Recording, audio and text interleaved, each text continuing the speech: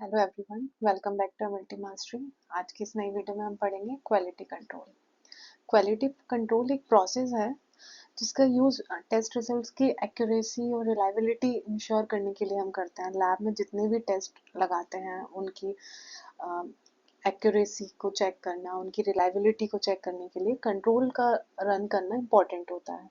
तो इसका main purpose ये है, ये चेक करना होता है कि लेबोरेटरी के जो इंस्ट्रूमेंट हैं, टेस्ट मेथड्स हैं, वो सही हैं या नहीं, कंसिस्टेंट रिजल्ट्स दे रहे हैं या नहीं। उसके लिए हम रेगुलरली कंट्रोल को रन करते हैं लैब में। या सिंपली बोलें, क्वालिटी कंट्रोल एक सिंपल सिस्टम है जिससे हम एरर्स को डिटेक्ट करते हैं अपने पूरा एनालिटिकल सिस्टम में। और जैसे कि टेस्ट रिजल्ट्स की एक्यूरेसी, रिलायबिलिटी, है ना, प्रिसिशन मेंटेन रहे और टेस्ट रिजल्ट्स हमारे रिप्रोड्यूसिबल हो। रिप्रोड्यूसिबल का मतलब ये होता है कि सेम टेस्ट को आप दोबारा रन करने पे सिमिलर ही रिजल्ट आपको बार बार मिल रहा है, उस चीज़ को बोलते हैं रिप्रोड्यूसिबल रिजल्ट्स मिल रहे हैं आपको।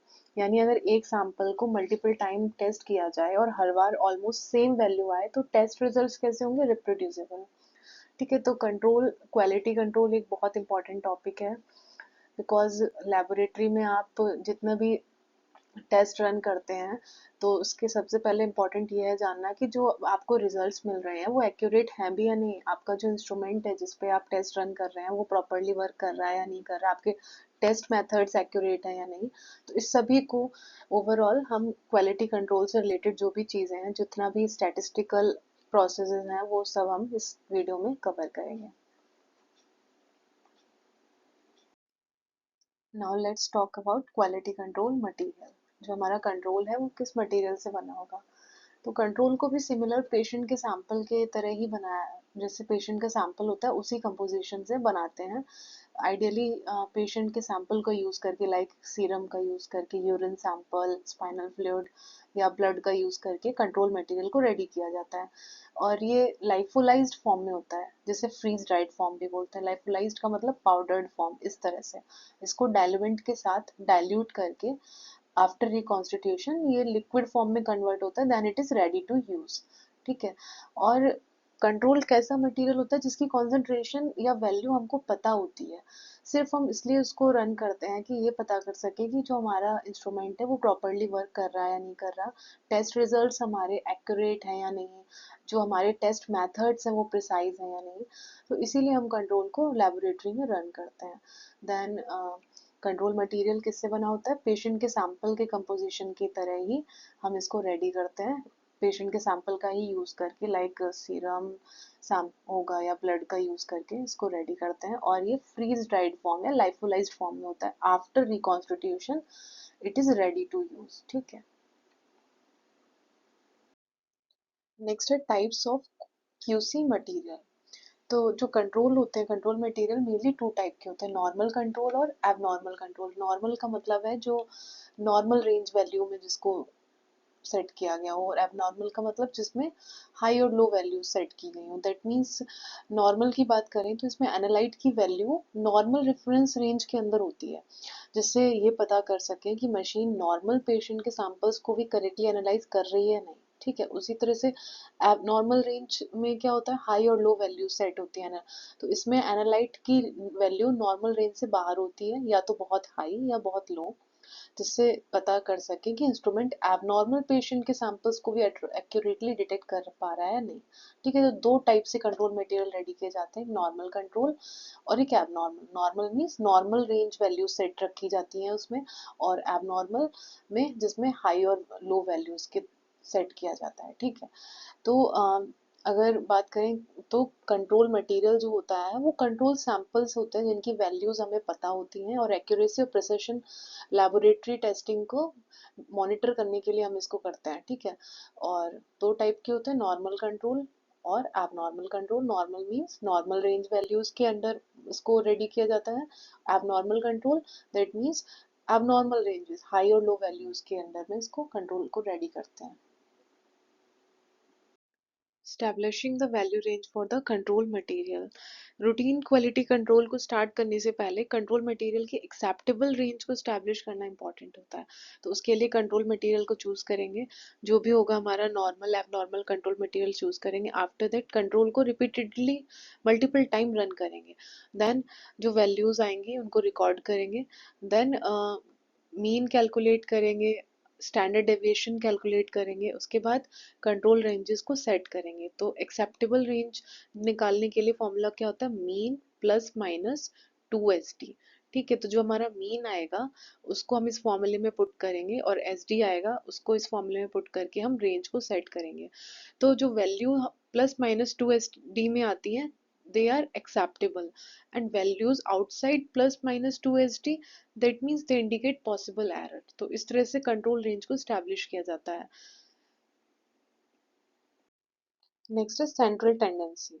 तो सेंट्रल टेंडेंसी जो है ये एक स्टैटिस्टिकल कॉन्सेप्ट है ना।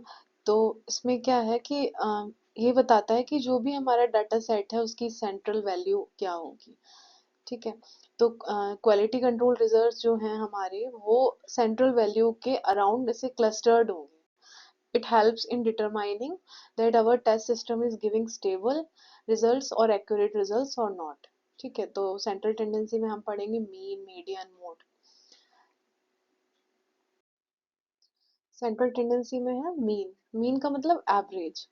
तो mean is the average value of repeated quality control results, और mean is obtained by adding all observation and dividing by the total number of observation. यानी सभी वैल्यूज को ऐड करके टोटल नंबर ऑफ वैल्यूज से divide करते हैं, उससे हमारा नंबर ऑफ वैल्यूज का एवरेज निकालते हैं। ठीक है, तो मीन निकालने का फॉर्मूला बेसिकली क्या है, sum of all observation upon number of observation. ठीक है, इस तरह से फॉर एग्जांपल आपको ये डेटा दिया हुआ है, ये वैल्यूज है 10, 12, 14, 16, 80। तो मीन कैसे निकालेंगे, सम ऑफ ऑल वैल्यूज, सभी वैल्यूज को ऐड ऑन करेंगे, जो टोटल आएगा उसको नंबर ऑफ वैल्यूज से डिवाइड कर देंगे। तो इस तरह से एवरेज निकल आता है, और जो भी हमारा डेटा है उस सभी वैल्यूज का हम एवरेज निकालते हैं, इसको बोलते हैं मीन। ठीक है, ये भी एक स्टेटिस्टिकल कंपोनेंट है। नेक्स्ट है जो सेंट्रल टेंडेंसी में आता है वो है मीडियन एंड मोड। मीडियन का मतलब होता है जो भी हमारा डेटा है उसमें जो मिडिल वैल्यू होती है उसको मीडियन बोलते हैं। ठीक है, तो जब किसी डेटा को असेंडिंग या डिसेंडिंग ऑर्डर में अरेंज करेंगे तो बीच में आने वाली जो वैल्यू होती है वो मीडियन होती है। सपोज एग्जांपल ये है, यहाँ पे जैसे ये वैल्यू दे रखी है 5, 7, 9, 11, 13। तो जो 9 है ना, ये मिड की वैल्यू है, तो ये होगी मीडियन। तो मीडियन इस तरह से निकालते हैं। मोड, मोड का मतलब है जो भी आपका डेटा सेट है उसमें वो वैल्यू, जो वैल्यू रिपीटेडली बार बार आ रही है, फ्रिक्वेंटली आ रही है, वो मोड होता है। सपोज ये डेटा सेट है आपका 2, 4, 4, 5, 6, तो इसमें 4 जो है वो डबल बार आ रहा है ना, 2 बार रिपीट हो रहा है, तो जो मोड होगा वो क्या होगा, 4। तो सेंट्रल टेंडेंसी में 3 चीजें थी, मीन, मीडियन एंड मोड। तो ये सारे स्टैटिस्टिकल कंपोनेंट हैं जिनको हम कंट्रोल डेटा को सेट करने में यूज करते हैं। नेक्स्ट है आउटलायर्स। आउटलायर्स का मतलब ऐसी वैल्यू जो नॉर्मल पैटर्न को फॉलो ना करे, डिफरेंट हो। सपोज अगर आप मल्टीपल टाइम कंट्रोल रन कर रहे हैं तो वो सभी वैल्यूज एक पैटर्न को फॉलो करेंगी, बट कोई एक ऐसी वैल्यू होगी जो उस पैटर्न से डिफर होगी। फॉर एग्जांपल आपका जो डेटा सेट है वो असिस्ट है 98, 99 है ना, 100, 101, देन सडन वैल्यू मिलती है आपको 150। तो जो 150 है एक ऐसी आउटलायर। ठीक है, तो if one or two data points appear to be too high or low for the set of data, they should not be included when calculating QC ranges. They are called outliers. Let's see there. For example upper control limit जो है हमारी वो 10.6 है, lower control limit 9.40। तो एक value है जो 9.40 से बिलो जा रही है। ठीक है, तो ये होगा लोअर आउटलायर। और एक वैल्यू जो हमारी अपर कंट्रोल लिमिट से अबव जा रही है, अपर 10.6 से अबव जा रही है, दिस इज हायर आउटलायर। तो इन वैल्यूज को हम क्यूसी रेंजेस को कैलकुलेट करते वक्त इंक्लूड नहीं करेंगे, यूज नहीं करेंगे। तो they are called as outliers in quality control. Next is normal distribution, also known as Gaussian distribution. तो नॉर्मल डिस्ट्रीब्यूशन का मतलब ये है कि जो भी आपका डेटा सेट्स है तो मेजरली जो वैल्यूज है वो सेंटर या मेन लाइन के अराउंड होंगी। बहुत कम ही वैल्यूज जो होंगी वो एक्सट्रीम पोजिशंस पे होंगी। ठीक है, और ये वेल शेप्ड का कर्व बनाती हैं। ठीक है, तो जब बहुत सारी वैल्यूज, मेजरली वैल्यू अगर मीन के अराउंड होंगी तो कैसा ये इस टाइप का कर्व बनेगा। ठीक है, ये जो होता है ये वेल शेप्ड कर्व फॉर्म करते हैं। गॉसियन डिस्ट्रीब्यूशन क्यों बोलते हैं? बिकॉज गॉश एक कार्ल फ्रेडरिक गॉश साइंटिस्ट थे, तो उनके नाम पे इसको गॉसियन डिस्ट्रीब्यूशन बोलते हैं। जब डेटा की मोस्ट वैल्यू सेंटर के पास होती हैं और ग्रेजुअली लेफ्ट और राइट साइड कम होती हैं, तो उस पैटर्न को नॉर्मल और गॉसियन डिस्ट्रीब्यूशन कहते हैं। मोस्टली रिजल्ट एवरेज के अराउंड होते हैं, मीन के अराउंड होंगे, बहुत कम हाई और लो रिजल्ट जो होंगे वो एक्सट्रीम पॉइंट्स पे होंगे। फॉर एग्जांपल अगर आप ग्लूकोज की कंट्रोल का मीन जो है वो 100 आया, ठीक है, तो ज़्यादातर रिजल्ट्स हमारे कैसे आएंगे? 99, 100, 101। बहुत कम रिजल्ट्स ऐसे होंगे जो 80 या सपोज 125 होंगे। ठीक है, इसीलिए ये वेल शेप्ड का कर्व बनाते हैं कि मीन हमारा कितना है? 100, और मेजरली वैल्यूज हमारी मीन के अराउंड आ रही है। तो ये मोस्ट ऑफ द वैल्यूज जो हमारा, ये सपोज मिड लाइन है, मीन है, तो मोस्ट ऑफ द वैल्यूज हमारी मीन के अराउंड आएंगी। तो इसको हम जब ग्राफ प्लॉट करेंगे तो एक वेल शेप्ड का ग्राफ बनेगा। तो इस टाइप के डिस्ट्रीब्यूशन को क्या बोलते हैं? नॉर्मल डिस्ट्रीब्यूशन बोलते हैं। ठीक है, तो गॉसियन डिस्ट्रीब्यूशन या नॉर्मल डिस्ट्रीब्यूशन क्या हेल्प करता है कंट्रोल, क्वालिटी कंट्रोल में? ये मीन और एसडी कैलकुलेट करने में हेल्पफुल है। एलजी चार्ट बनाते हैं तब इसका कोरिलेशन है एलजी का with normal distribution and Gaussian distribution. Westergaard rule apply करते हैं तब यूज होता है। ठीक है, रैंडम और सिस्टमेटिक एरर्स को आइडेंटिफाई करने के लिए होता है। इसी डिस्ट्रीब्यूशन की वजह से क्वालिटी कंट्रोल डेटा को स्टैटिस्टिकली हम एनालाइज करना इजी होता है। ठीक है, सपोज आप लेबोरेटरी में एक ही कंट्रोल सैंपल को डेली रन कर रहे हैं और आपको हर दिन ऑलमोस्ट सेम रिजल्ट मिल रहे हैं, बट एग्जैक्टली सेम नहीं। तो उस कंडीशन में आपका क्या मीन है कि जो क्या मतलब है कि जो मोस्ट ऑफ द वैल्यूज हैं वो मीन के अराउंड है, एवरेज के अराउंड है। ठीक है, तो this is a Gaussian distribution और also known as normal distribution. Another is accuracy. Accuracy means closeness of our measurement to the true or correct value. जो आपकी रियल वैल्यू है उससे जो रिजल्ट्स मिल रहे हैं उस वो कितने उसके क्लोज हैं, उससे कितने नियर बाई हैं।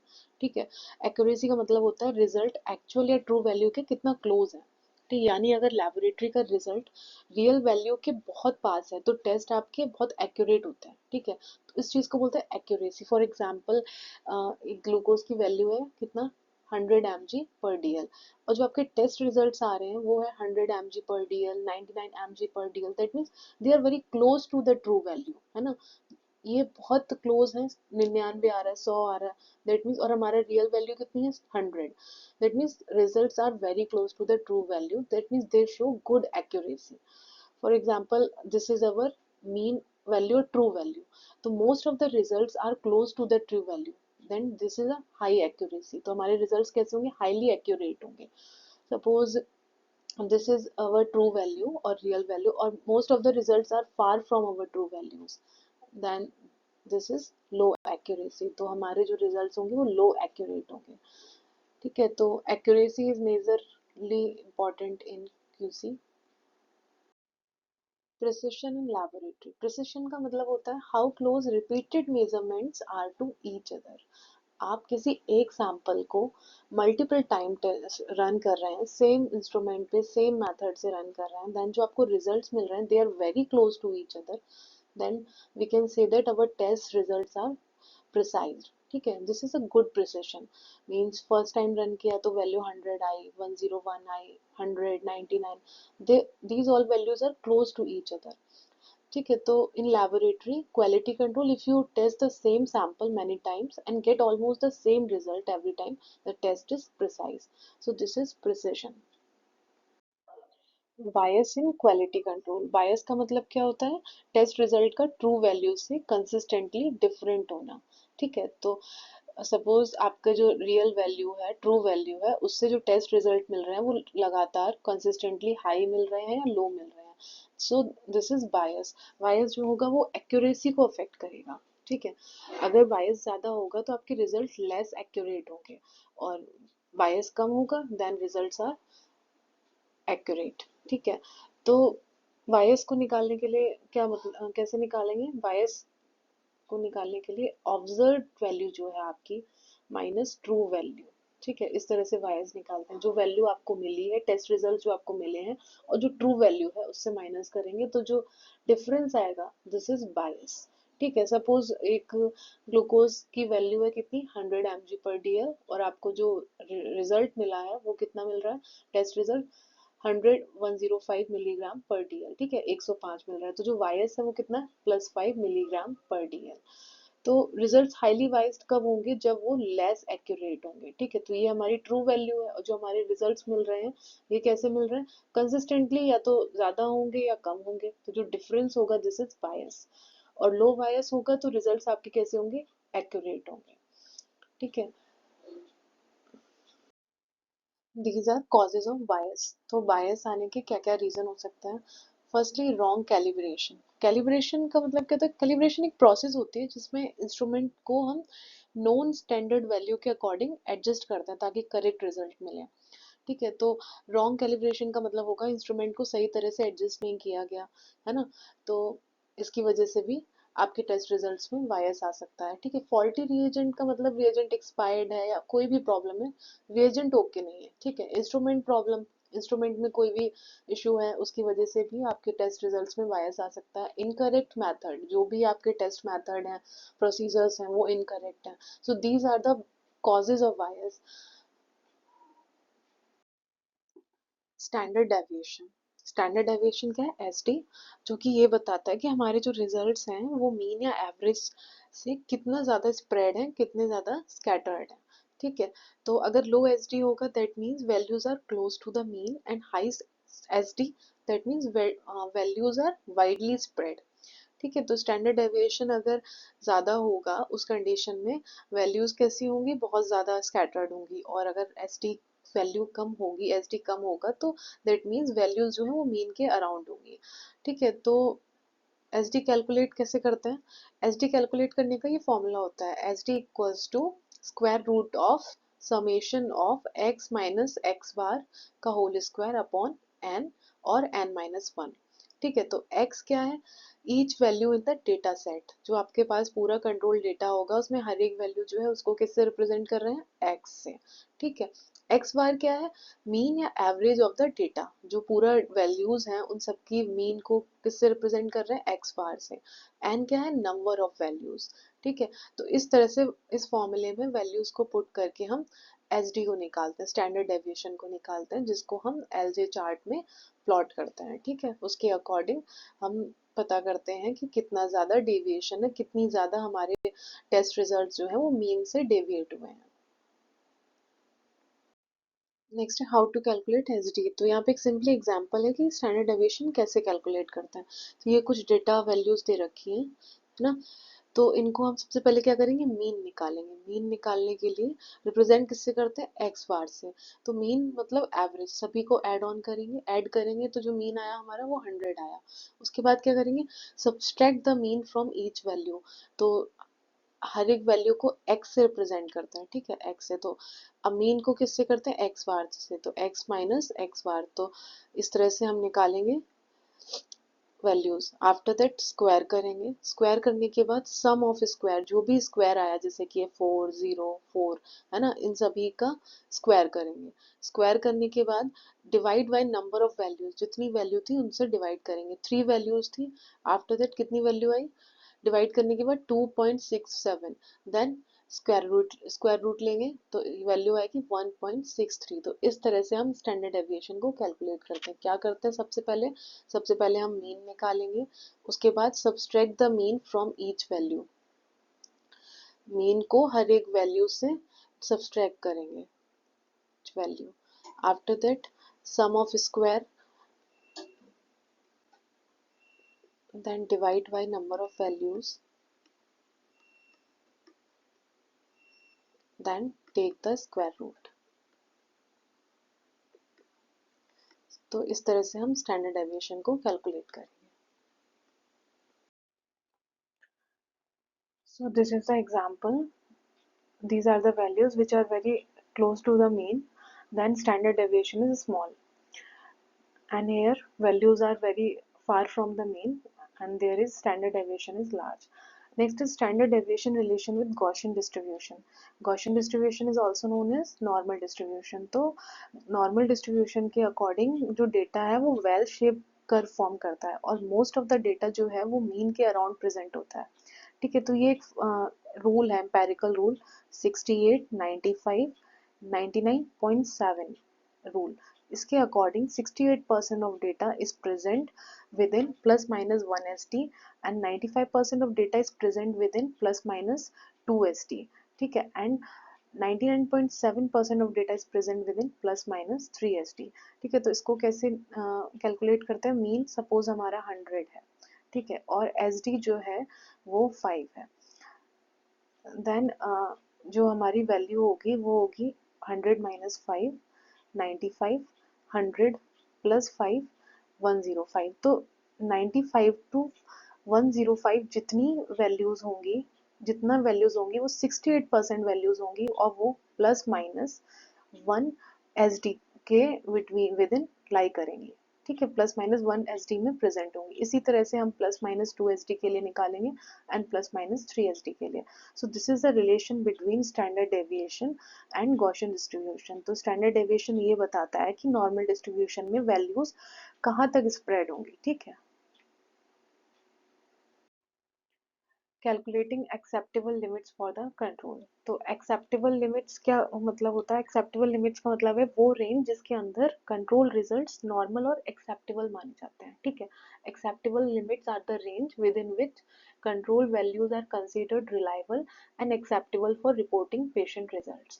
तो एक्सेप्टेबल लिमिट निकालने के लिए जो फॉर्मूला होता है वो होता है मीन प्लस माइनस 2 st. तो अपर कंट्रोल लिमिट को कैसे निकालोगे? Mean plus 2 st and lower control limit के लिए मीन माइनस 2 st.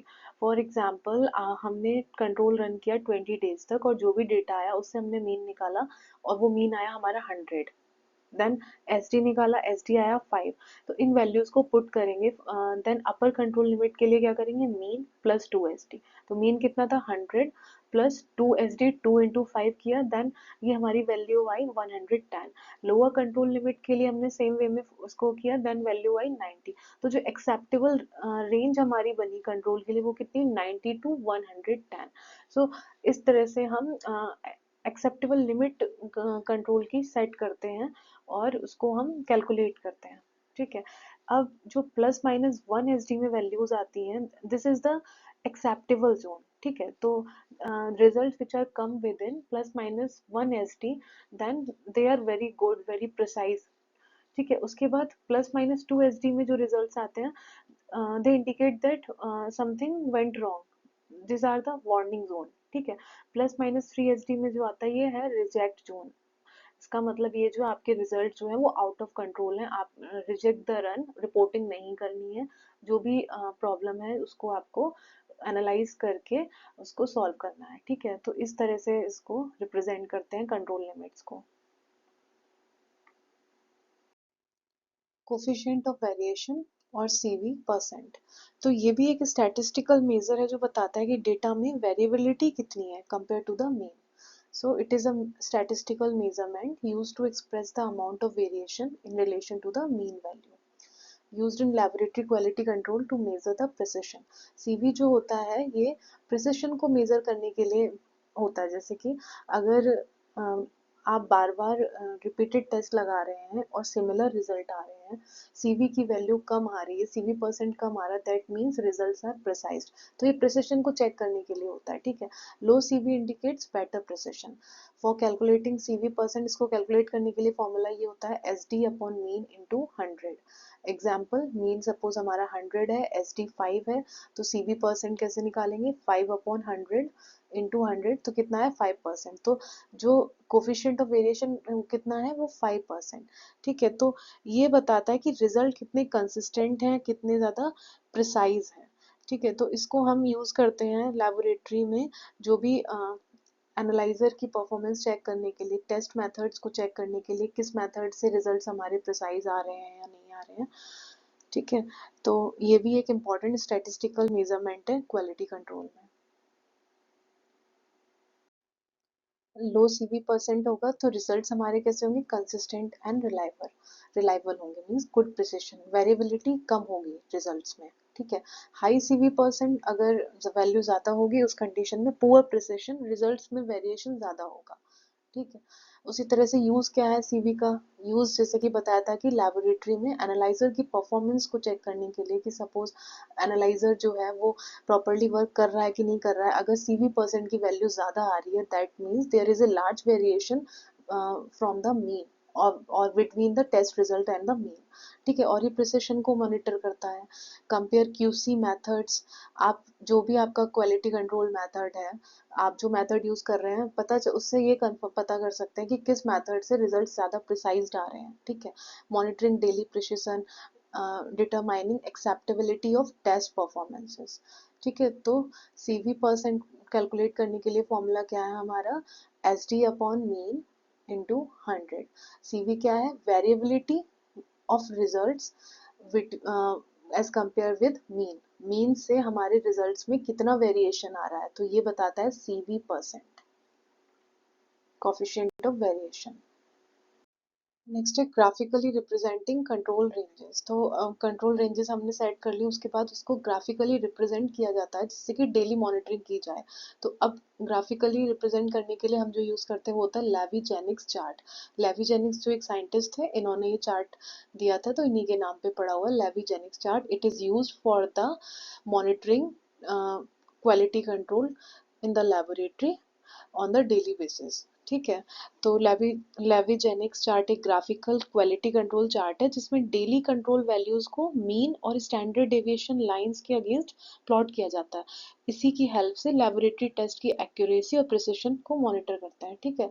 तो लेविजेनिक्स क्या है, Levey Jennings chart is a graph used in laboratory quality control to monitor whether test results are within acceptable limits over time, ठीक है। तो it is use for daily monitoring of our quality control results for checking precision and accuracy in the quality control, ठीक है। तो ये graph होता है, इस पे हम कंट्रोल वैल्यूज को डेली प्लॉट किया जाता है, ठीक है। Results are compared with mean and standard deviation limits, error और performance problems are detected early.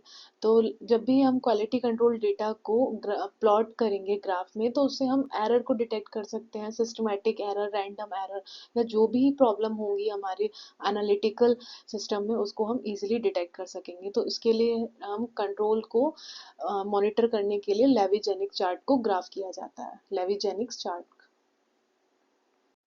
Now see that LJ charts helps in detecting random and systematic error, detecting shift and trend pattern and detecting out of control results, ठीक है। तो LJ chart help करता है इन सभी problems को detect करने में।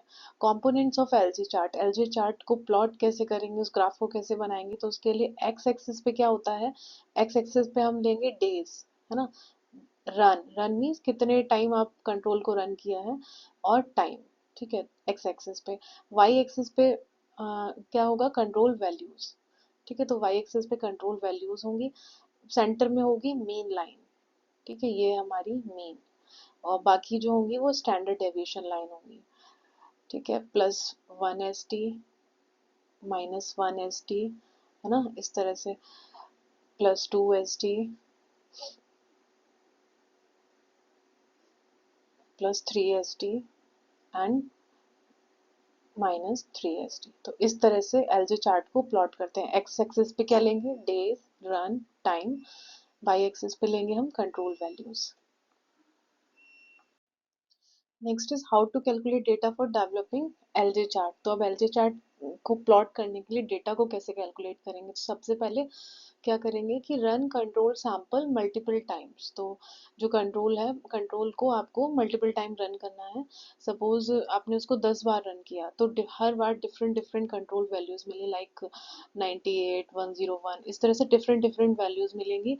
तो नंबर ऑफ एन कितना होगा, एन होगा 10, कि आपने नंबर ऑफ रन कितने होंगे, 10, 10 बार सैंपल को रन किया। देन मीन कैलकुलेट करेंगे, तो हमने नंबर ऑफ रन कहते हैं हमारे 10, 10 बार हमने कंट्रोल सैंपल को रन किया। उसके बाद क्या करेंगे, जितने भी वैल्यूज आई हमारे पास, जितना भी रीडिंग आई, उन सबको समेशन करेंगे, सबको ऐड करेंगे, देन मीन निकालेंगे। मीन के लिए क्या है, sum of all values upon N, N क्या है, नंबर ऑफ रन। ठीक है, इस तरह से हम मीन निकालेंगे, देन एस डी निकालेंगे, स्टैंडर्ड डेविएशन कैलकुलेट करेंगे फॉर्मूले से। Now calculating control limits. तो हमने सबसे पहले क्या किया, जो हमारा कंट्रोल सैंपल था उसको मल्टीपल टाइम रन किया। ठीक है, उसको मल्टीपल टाइम रन किया, देन मीन निकाला, उसके बाद स्टैंडर्ड डेविएशन निकाला। अब हम कंट्रोल लिमिट्स को कैलकुलेट करेंगे। तो मीन हमारा सपोज 100 निकला, एस डी जो निकली वो निकली 1.83। अब इन सभी लिमिट्स में इसको पुट करेंगे और कंट्रोल लिमिट्स को सेट करेंगे। जैसे कि फॉर +3 एस डी के लिए हम मीन रखेंगे 100, मल्टीप्लाई करेंगे 3 इंटू एस डी से 1.83, तो इस तरह से निकालेंगे। इस तरह से 2 S D, then 1 S D, like that -1 S D, -2 S D and -3 S D. तो इस तरह से ये जो वैल्यूज आ रही हैं ये हमारी कंट्रोल लिमिट्स हैं। अब इन कंट्रोल लिमिट को हम ग्राफ में प्लॉट करेंगे। तो सबसे पहले हमने क्या किया, सैंपल को मल्टीपल टाइम रन किया, देन मीन निकाला, मीन निकालने के बाद स्टैंडर्ड डेविएशन निकाला, देन सभी मीन और एसडी की हेल्प से हमने लिमिट्स को कैलकुलेट किया। ठीक है,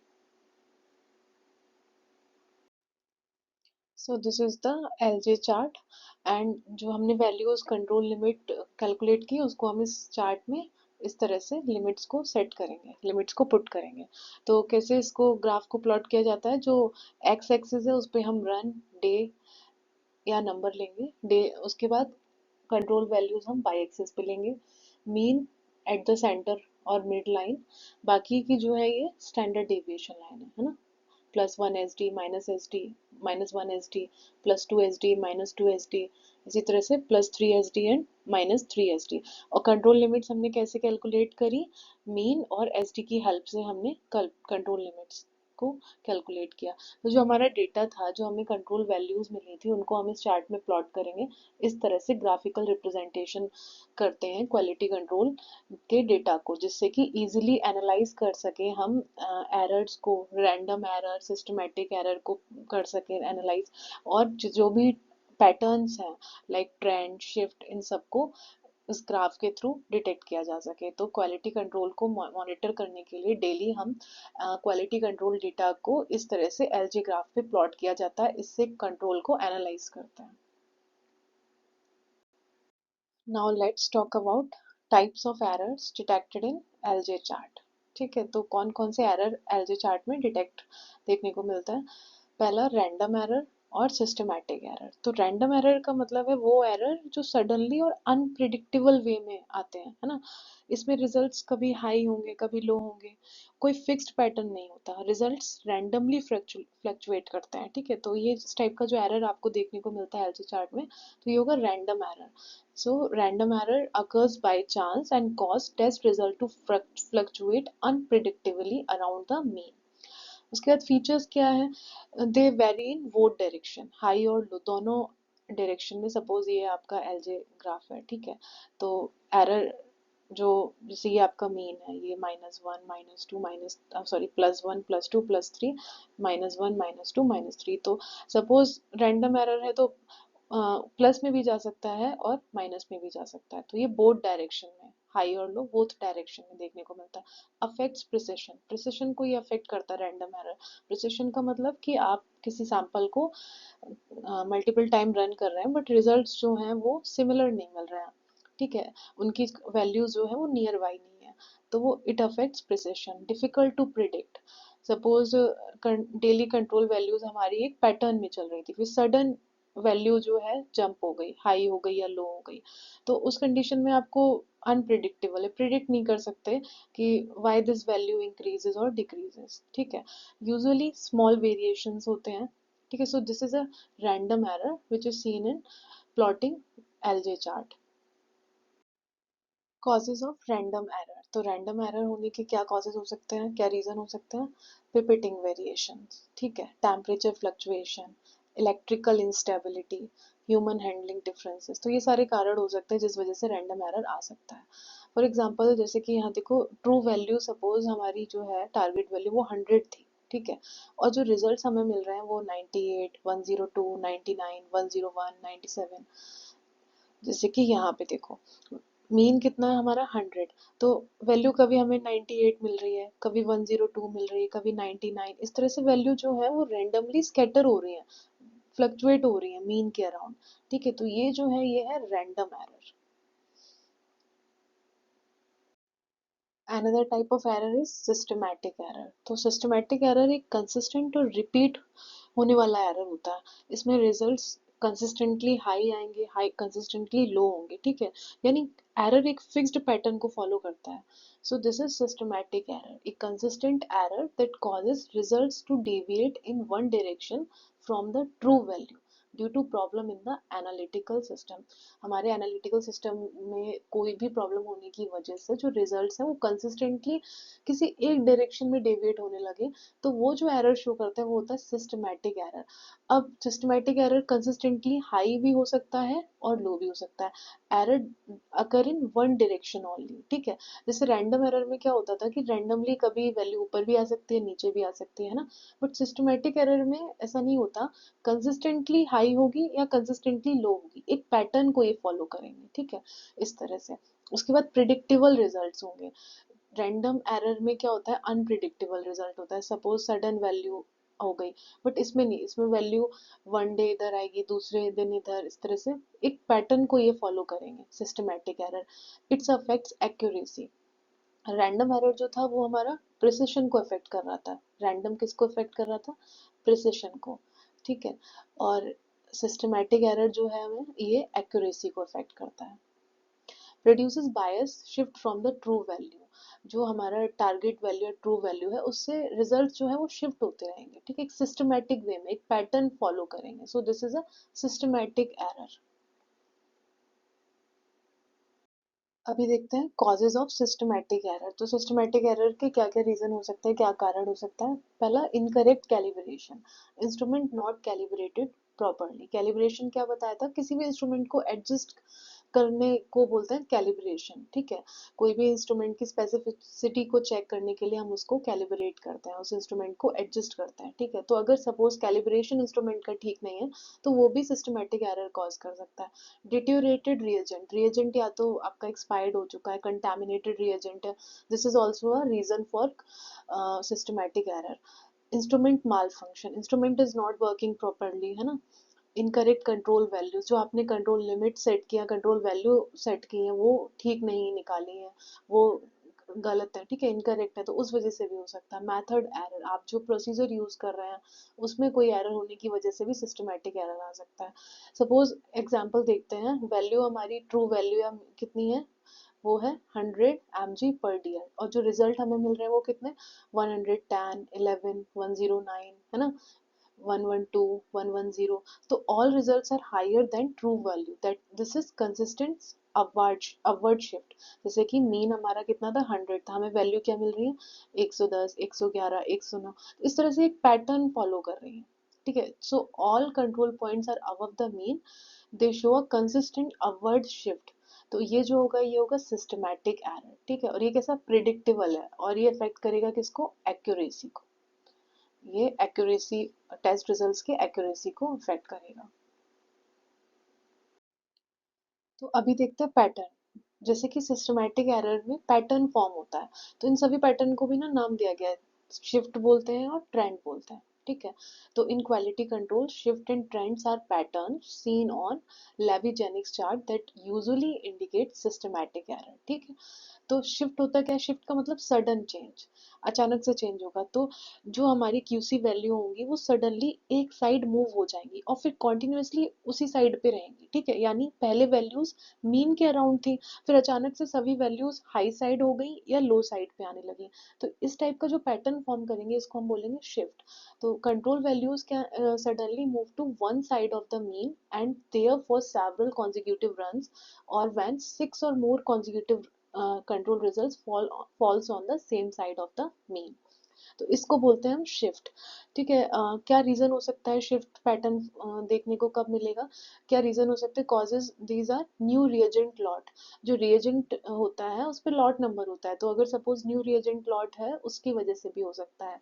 calibration change, new control while आपने कंट्रोल कि नई फाइल यूज की है, उसको नया कंट्रोल निकाला है, तो उसमें भी ये शिफ्ट देखने को मिल सकता है। इंस्ट्रूमेंट मेंटेनेंस नहीं हुआ है, टेम्परेचर फ्लक्चुएशन है, these are the causes which shows the shift pattern in the Levy-Jennings chart.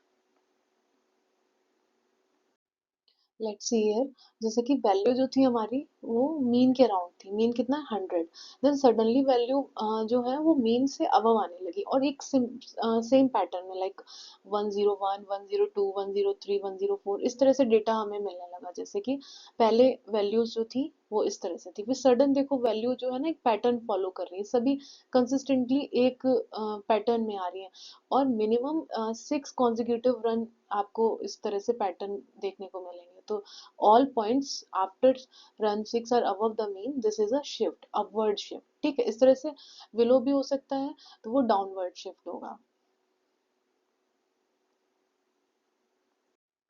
Next pattern जो सिस्टमैटिक एरर में देखने को मिलता है वो है trend. Trend is gradual change.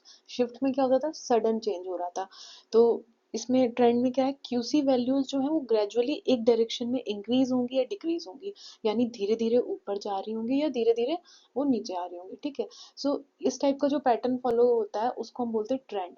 तो trend in quality control is gradual continuous movement of control values in one direction over time on LJ chart. These value may slowly increase upward and slowly decrease downward, both direction में। ठीक, उसके बाद it indicate systematic error in the laboratory testing system, ये show करता है कि systematic error है, और ये this is a pattern. Next, causes of trend. Trend के क्या कारण हो सकते हैं, रिएजेंट डिटेरियोरेशन, है ना, रिएजेंट आपका एक्सपायर्ड हो गया, कंटामिनेटेड, रिएजेंट ठीक नहीं है, instrument wear, instrument is not working properly, temperature changes, temperature में फ्लक्चुएशन हो रहा है, या light source weakening. So these are the causes in which we see this pattern trend.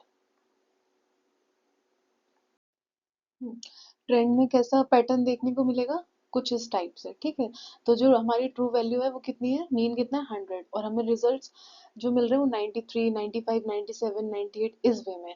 तो ये ग्रेजुअली अपवर्ड मूवमेंट हो रहा है ना, तो इस टाइप का जो पैटर्न होता है इसको बोलते हैं ट्रेंड। ठीक है, so this is seen in systematic error. Another is Westgard rules. ठीक है, तो वेस्ट गार्ड साइंटिस्ट थे, तो उन्हीं के नाम पे रूल्स दिए गए हैं वेस्ट गार्ड रूल्स। तो वेस्ट गार्ड रूल्स क्या हैं, ये एक स्टैटिस्टिकल रूल्स हैं जो क्वालिटी कंट्रोल के रिजल्ट्स को इवेलुएट करने के लिए यूज किए जाते हैं। ये जो रूल्स हैं इनको एलजे चार्ट पर अप्लाई करते हैं, जिससे कि हम रैंडम एरर सिस्टमैटिक एरर को डिटेक्ट कर सकें।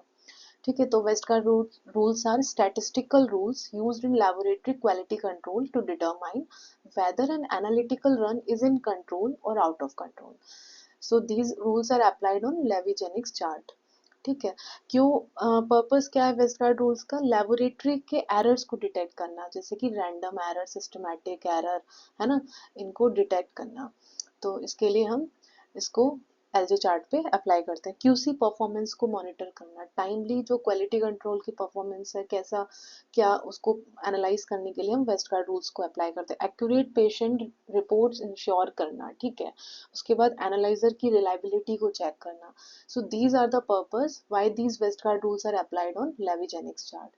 मेजरली 6 टाइप के वेस्ट गार्ड रूल्स होते हैं। ठीक है, पहला है रूल 1-2S, जिसको वार्निंग रूल भी कहते हैं। वार्निंग रूल का मतलब ये है कि ये रूल कब वायलेशन होगा, इस रूल का जो हमारी सिंगल कंट्रोल ऑब्जर्वेशन या वन कंट्रोल रिजल्ट मीन से प्लस माइनस 2SD में को क्रॉस कर जाए। ठीक है, मीन से प्लस माइनस 2SD से को क्रॉस कर जाए, तो उसको उस कंडीशन में इसको बोलेंगे वायलेशन ऑफ रूल 1-2S। ठीक, वार्निंग रूल क्यों कह रहे हैं, because it indicates that there may be presence of random error or systematic error in the test system.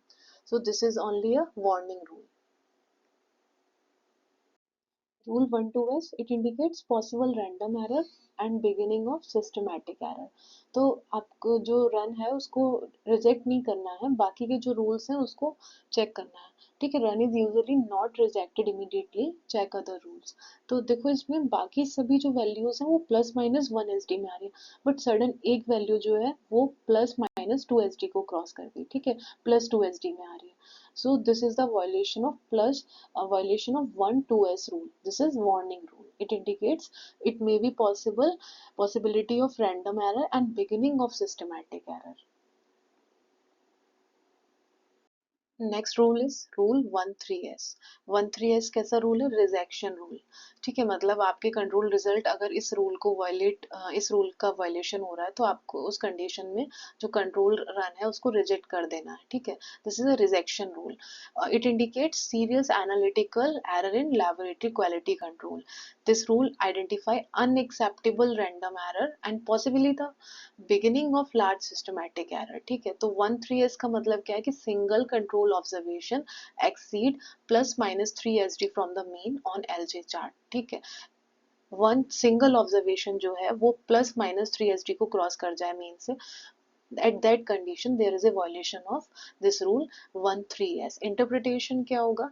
presence of serious analytical error, that means it indicates कोई serious analytical error analytical system में present है। ठीक है, indicates random error, run should be rejected। ठीक है, जो आपने control run किया उसको रिजेक्ट करना है। The QC is considered out of control, patient result should not be reported until the problem is corrected. ठीक है, तो रूल 13S जो रूल है, this is a rejection rule. Rejection rule. Next is causes of violation of rule 13S। तो these are the reasons, like pipetting error हो सकता है, instrument में कोई प्रॉब्लम हो, रिएजेंट इशू हो, कैलिब्रेशन एरर, या कंट्रोल मटेरियल आपका खराब हो, या कोई भी प्रॉब्लम हो कंट्रोल मटेरियल से रिलेटेड। ठीक है, तो these are the reasons which causes violation of rule 13S। ठीक है, जैसे कि यहाँ पे दिख रहा है कि वन वैल्यू जो है वो प्लस 3 SD को क्रॉस कर रही है। ठीक है, so this indicates it may be possibility of random error or beginning of large systematic error। Next rule क्या है? Rule 22S। So this rule indicate systematic error, है ना, ये रूल बताता है सिस्टमैटिक एरर को। तो ये क्या बता रहा है कि 22S rule is violated when two consecutive control results exceeds plus minus 2 SD on the same side of the mean. दो consecutive वैल्यूज जो हैं वो प्लस माइनस 2 SD को क्रॉस करें on the same side of the mean, then there is a violation of rule 22S। ठीक है, two values, two consecutive results exceeds plus minus 2S। ठीक है, 2SD को। There are two application of this rule, first is within run and second is across run. तो with in run का क्या मतलब है कि डिफरेंट कंट्रोल लेवल्स को हमने एनालाइज किया एनालिटिकल रन में, and they exceeds plus minus 2 SD on the same side of the mean. Different control level का मतलब है कि L1 लेवल 1 ले लिया और लेवल 2 ले लिया, या नॉर्मल और एबनॉर्मल कंट्रोल ले लिए, तो दोनों ही कंट्रोल्स जो है हमारे वो प्लस माइनस 2 SD को क्रॉस कर जाए सेम एनालिटिकल रन में on the same side of the mean, then this is within run.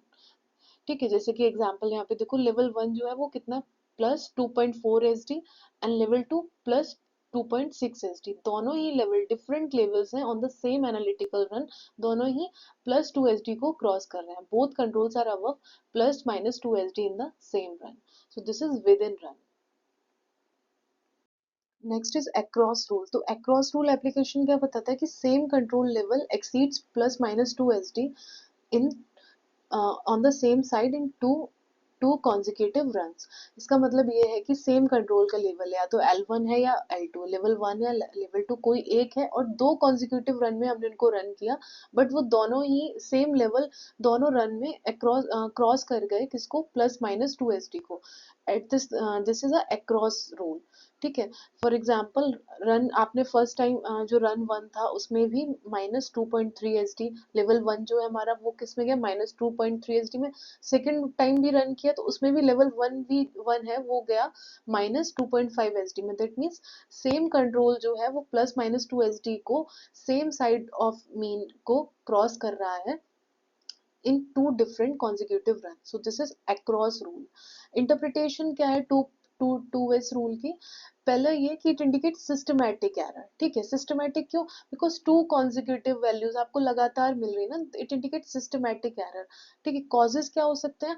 Causes calibration problem हो सकता है, रिएजेंट का प्रॉब्लम हो सकता है ना, इंस्ट्रूमेंट ड्रिफ्ट या wrong method, these are the causes of the violation of rule 22S। यहाँ पे देखो जैसे कि ये बाकी सभी वैल्यूज जो है वो मीन के अराउंड आ रही है, but sudden two consecutive values जो हैं on the same side of the mean they crossed plus minus 2 SD.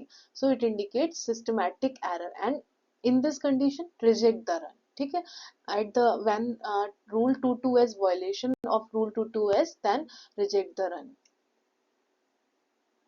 Another rule is rule R4S. This rule identifies random error. ठीक है, ये random error को बताता है and it is applied within the current. Within the current का मतलब है कि same run के अंदर दो control results को compare करते हैं. ठीक है, जैसे कि टू कंट्रोल रिजल्ट्स हैं तो उनका जो डिफरेंस होगा वो 4 SD से ज़्यादा हो या 4 SD हो within the same run, at that condition there is a violation of this rule R4S. जैसे कि वन कंट्रोल जो है हमारा वो +2 SD में गया, दूसरा कंट्रोल हमारा -2 SD में गया, तो जो इनके बीच का डिफरेंस आएगा वो कितना है, 4 SD. ठीक है, at that condition there is a violation of rule R4S. ये क्या इंडिकेट करता है, रैंडम एरर को. At that condition reject the run. ठीक है, causes of violation of R4S rule. R4S rule कब वायलेशन होगा, क्या रीजंस होंगे. पहला, पिपेटिंग एरर, जैसे कि पिपेटिंग एरर में इनकरेक्ट सैंपल वॉल्यूम. ठीक है, पिपेटिंग ठीक नहीं है, वॉल्यूम ठीक से नहीं लिया, एयर बबल्स है पिपेट पाइपेट की टिप में. इंस्ट्रूमेंट स्टेबिलिटी, टेम्परेचर फ्लक्चुएशन हो रहा है या कोई इलेक्ट्रिकल प्रॉब्लम है जिसकी वजह से एनालिटिकल सिस्टम जो हमारा इंस्ट्रूमेंट है वो ऑन ऑफ हो रहा है, कोई भी रीजन हो सकता है. Poor mixing of sample and reagent, है ना. ह्यूमन एरर हो सकता है, wrong sample handling, incorrect loading. So these are the causes of violation of rule R4S. ठीक है, तो जैसे कि यहाँ पे एक वैल्यू जो है हमारी वो +2 SD में जा रही है और एक वैल्यू जो है वो -2 SD में जा रही है, तो अब जब दोनों का हम डिफरेंस निकालेंगे वो 4 SD आएगा. तो इस रूल का वायलेशन कब होता है, जब टू वैल्यूज सेम रन में उनका जो डिफरेंस है वो 4 SD से अबव हो या 4 SD हो, उस कंडीशन में there is a violation of rule R4S. Rule 41S. 41S rule is violated when four consecutive control exceeds ±1 SD on the same side of the mean. जब हमारी चार consecutive values वन +-1 SD को cross करें same side of the mean, then there is a violation of this rule 41S. ये क्या indicate करता है कि हमारे एनालिटिकल प्रोसेस में कोई सिस्टमैटिक एरर है. This control the control values consistently shift in one direction. ठीक है, जैसे कि देखो यहाँ पे 4 consecutive वैल्यू जो है हमारी वो +-1 SD को क्रॉस कर रही है. ठीक है, exceeds +-1 SD. So there is a violation of rule 41S rule. Interpretation क्या होगा, it indicates systematic error. Systematic है ना, बिकॉज सिस्टमैटिक वे में कॉन्जिक्यूटिव वैल्यूज मिल रही है, so it indicate systematic error. It suggest shift bias calibration drift. Calibration drift का मतलब होता है कि एनालाइजर की कैलिब्रेशन का ग्रेजुअली चेंज होता जाना, मतलब टाइम के साथ साथ. यानी मशीन पहले करेक्ट रिजल्ट्स दे रही थी लेकिन धीरे धीरे रिजल्ट एक्चुअल वैल्यू से शिफ्ट होने लगते हैं. So this is calibration drift. ठीक है, अगर ये कंडीशन होगी then there is a violation of 41S rule. At that condition reject the run. ठीक है, another is rule 7x, 8x, 9x, 10x and 12x. So these are the miscellaneous type of rules. These rules are violated when 7, 8, 9, 10, 12 control results on the same side of the mean regardless of the specific standard deviation in which they are located. अगर 7, 8, 9, 10, 11 sorry 9, 10, 12 ये इतने control results अगर suppose mean के किसी एक side पे आपको देखने को मिल रहे हैं और तो there is a violation of these rules. ठीक है, it does not depend on standard deviation, मतलब इस पर डिपेंड नहीं करेगा कि ये +1 या +-1 SD को क्रॉस करेगा या 2 को या 3 को, regardless of the specific standard deviation. ठीक है, so this is the rule 7x, 8x, 9x, 10x, 12x. ठीक, रैंडम एरर रूल्स कौन कौन से हैं, रूल 13S एंड R4S जो बताते हैं random error. Next systematic error को बताने वाले रूल कौन कौन से, rule 22S, rule 41S and 10x. They indicate systematic error. Warning rule में हमारा कौन सा रूल आता है, रूल 12S. ठीक है, Thank you everyone for watching this video. So this video briefly describe about quality control. If you have any query, any doubt, please ask in comment box and stay tuned for further videos.